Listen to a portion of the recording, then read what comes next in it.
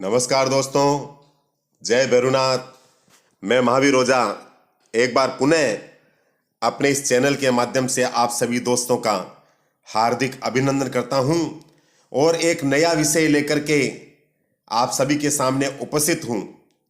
दोस्तों, इस संसार के अंदर 3 तरह के व्यक्ति पाए जाते हैं। कौन कौन से? एक वह व्यक्ति जो कुछ भी मेहनत नहीं करता है लेकिन प्रारब्ध के अनुसार उसको धन प्राप्त होता रहता है। पूर्वजों की संपत्ति उसके भाग्य में लिखी हुई होती है, बिना मेहनत करने के बावजूद उसको धन अर्जित होता रहता है। और आप अपने जीवन में ऐसे लोग हमेशा देखते होंगे और सोचते होंगे कि ये बिल्कुल भी मेहनत नहीं करता और फिर भी उसके भाग्य में धन लिखा हुआ है। दूसरा, वह व्यक्ति जो मेहनत करता है और मेहनत करने के बावजूद उसे उतना ही धन प्राप्त होता है जितनी उसने मेहनत की है। तीसरा, वह व्यक्ति है जो मेहनत करता है और मेहनत करने के बावजूद भी उसे धन प्राप्त नहीं होता, यानी आय कर रहा है लेकिन उसके खर्च के रास्ते खुले हुए हैं। उसकी कुंडली के अंदर व्यय भाव में अनेकों ग्रह बैठे हैं। व्यय भाव के अंदर धन भाव का मालिक, आय भाव का मालिक, भाग्य भाव का मालिक, वो सब व्यय भाव के अंदर जाकर के बैठ जाते हैं। तो मेहनत करने के बावजूद भी ऐसे व्यक्ति को धन प्राप्त नहीं होता, घर के अंदर धन की बरकत नहीं होती और हर समय निराशा उसके जीवन में छाई रहती है। तो दोस्तों, आज यह वीडियो मैंने उन्हीं लोगों के लिए बनाया है, यानी मन चाहा धन प्राप्त करने के लिए। यानी कहने का तात्पर्य यह है कि अगर आपकी कुंडली में दरिद्रता योग है, आपकी कुंडली में धन नहीं लिखा हुआ, आपके प्रारब्ध के अंदर धन नहीं है, फिर भी आप इस साधना के द्वारा आप धन प्राप्त कर सकते हैं। अगर मंत्रों में ताकत नहीं होती दोस्तों, तो भगवान शिव मंत्र नहीं बनाते, मंत्रों का निर्माण नहीं करते। संसार के अंदर जितने भी मंत्र बने हुए हैं भगवान शिव के द्वारा बने हुए हैं और शिव पार्वती के संवाद के रूप में ही अधिकतर मंत्र हैं। क्यों? इसके उदाहरण हमारे शास्त्रों में अनेकों वर्णन आते हैं, हमारे शास्त्रों में मिलते हैं। मार्कंडेय ऋषि, जिसकी उम्र 12 साल थी, 12 साल का वरदान मिला हुआ था, और जब उनको पता लगा कि मेरी उम्र 12 साल है तो भगवान शिव की तपस्या की उन्होंने, और शिव की तपस्या करके और मां मृत्युंजय स्तोत्र का निर्माण करके उन्होंने 12 साल की उम्र को अजर अमर में प्रदान कर दिया। यानी भगवान शिव ने वरदान दे दिया कि आज से ये मेरा भगत अजर अमर होगा, यानी उन्होंने अमरता प्राप्त कर ली। क्यों? कि मंत्रों के द्वारा, साधना के द्वारा। ऐसे ही एक हमारे को और वर्णन मिलता है आदि शंकराचार्य। आदि शंकराचार्य भिक्षा मांगने के लिए एक ब्राह्मणी के घर में गए और ब्राह्मणी ने घर के अंदर एक सूखा आंवला था, वो ला करके शंकराचार्य की झोली में डाल दिया। तो आदि शंकराचार्य को दया आ गई और उन्होंने मां लक्ष्मी से प्रार्थना की कि हे भगवती, इस ब्राह्मणी के घर में इतनी गरीबी कैसे है? तो मां लक्ष्मी ने कहा कि इसके भाग्य के अंदर धन का योग नहीं है। तो आदि शंकराचार्य ने कनकधारा स्तोत्र की रचना की और कनकधारा स्तोत्र के द्वारा मां लक्ष्मी की कृपा उस ब्राह्मणी के घर पे हो गई और सोने के आंवले की बरसात उस ब्राह्मणी के घर में हो गई। तो मैं आपसे कहने का तात्पर्य यही है, और मैं बार बार इसीलिए कह रहा हूं दोस्तों कि कभी भी निराश मत होना, कभी भी भाग्य के भरोसे मत रहना कि नहीं हमारे भाग्य के अंदर तो धन लिखा हुआ नहीं है, हमारे भाग्य में धन का योग नहीं है। मंत्रों में आज भी ताकत है। मंत्रों के द्वारा आप मां लक्ष्मी की साधना के द्वारा, गणपति की साधना के द्वारा, स्वर्णाकर्षण भैरव की साधना के द्वारा, त्रिपुर सुंदरी, षोडशी विद्या, श्री विद्या की साधना के द्वारा आप धन प्राप्त कर सकते हैं। तो आज मैं उन्हीं लोगों के लिए वीडियो लेकर के आया हूं, मन चाहा धन प्राप्त करने के लिए। और जीवन के जितने भी संकट हैं, चाहे आपके व्यापार है, चाहे आपका जीवन है, उन सब संकटों के निवारण करने के लिए यह वीडियो कारगर साबित होगा, ये मैं आपको वचन देता हूं। और इसका प्रमाण मैंने अपने जीवन के अंदर प्राप्त किया है दोस्तों। सबसे पहले भगवान गणेश जी की पूजा करिए, गणपति को आप पंचामृत से, दूध से अभिषेक करिए, उनका स्नान कराइए, और गंध अक्षत पुष्प से पूजा करने के बाद में आप इस स्तोत्र का एक एक पाठ करिए। 21 पाठ प्रतिदिन आपको करने हैं दोस्तों, 21 पाठ प्रतिदिन करके, और एक एक पाठ के द्वारा आपको भगवान गणेश जी के दूब चढ़ानी है। तो आइए मैं स्तोत्र प्रारंभ करता हूं और आपको सुनाता हूं।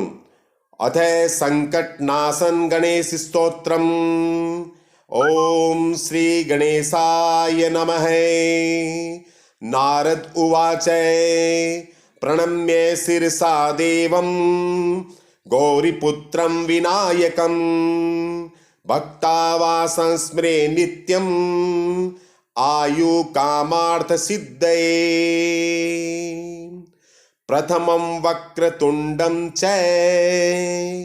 एकदन्तं द्वितीयकं तृतीयं कृष्णपिंगाक्षं गजवक्त्रं चतुर्थकं लंबोदरं पंचमं च षष्ठं विकटमेव च सप्तमं विघ्नराजेन्द्रं धूम्रवर्णं तथाष्टमं नवमं भालचन्द्रं च दशमं तु विनायकम् एकादशं गणपतिं द्वादशं तु गजाननं द्वादशेतानि नामानि त्रिसन्ध्यं ये पठे नरे न च विघ्नभयं तस्य सर्वसिद्धिकरं प्रभो। विद्यार्थी लभते विद्यां धनार्थी लभते धनं पुत्रार्थी लभते पुत्रान् मोक्षार्थी लभते गतिं। जपेत् गणपति स्तोत्रं षड्वीर्मासे फलं लभेत् संवत्सरेण सिद्धिं च लभते नात्र संशय। अष्टभ्यो ब्राह्मणेभ्यस्य लिखित्वा ये समर्पये तस्य विद्या भवेत् सर्वा गणेशस्य प्रसादतः। इति श्री नारद पुराणे संकटनाशनम स्तोत्रम संपूर्णम में। इस प्रकार दोस्तों मैंने आपको इस संकटनाशन गणेश स्तोत्र का पाठ करके सुनाया और इस पाठ के आपको 21 बार पुनरावृत्ति करनी है। यानी प्रतिदिन मैंने ये जैसे एक बार पढ़ा है ऐसे ही आपको प्रतिदिन 21 बार पढ़ने हैं। यानी 1 मिनट में एक बार हो जाएगा, 21 मिनट में 21 बार हो जाएगा। आधा घंटा आपको सुबह भगवान गणपति को देना है, भगवान गणेश जी को आप देना है। कभी दूब चढ़ा दीजिए, कभी लड्डू चढ़ा दीजिए, कभी मोदक चढ़ा दीजिए, कभी गुलिया जो गुड़ और आटे का जो हलवा होता है उसके छोटे छोटे लड्डू बना करके वो भगवान गणपति को आप अर्पित कर सकते हैं। एक एक अध्याय करिए, एक एक पाठ करिए और भगवान गणेश जी को आप दूब लड्डू कुछ भी आप अपनी स्वेच्छा से चढ़ा सकते हैं। इसके अंदर एक लबते लिखा हुआ है, लबेत होता है संवत्सर विदिन से लबेत नाथ संशय। लबेत जो होता है तो कहीं कहीं पे भी आप उसको आप ध्यान से सुन लेना है और गौर कर लेना है शुद्धि के द्वारा। और सबसे पहले आपको इतना ध्यान रखना है, भगवान गणपति की पूजा आपको जरूर करनी है। प्रतिदिन आप भगवान गणपति, अगर आपके पास में गणेश जी की मूर्ति है, चांदी की है चाहे पीतल की है चाहे अष्ट धातु की है, भगवान गणेश जी की मूर्ति को आप दूध दही घी चीनी शहद इसका पंचामृत बना करके पंचामृत से इसका अभिषेक करिए। आप अभिषेक इसी स्तोत्र के द्वारा कर सकते हैं।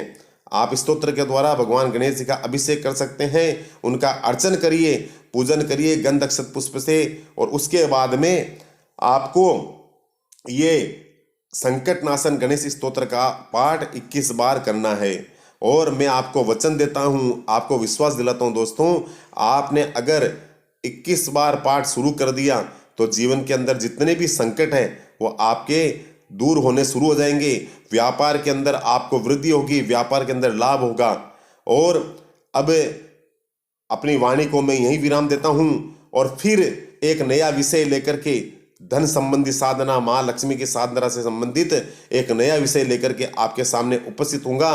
और अगर आपको मेरा ये वीडियो अच्छा लगे दोस्तों तो इस वीडियो को लाइक कीजिए और अपने दोस्तों में, रिश्तेदारों में इसे शेयर कीजिए और मेरे इस चैनल को आप सब्सक्राइब कीजिए। तब तक के लिए मुझे इजाज़त दीजिए। जय भैरुनाथ, जय भैरुनाथ, जय भैरुनाथ।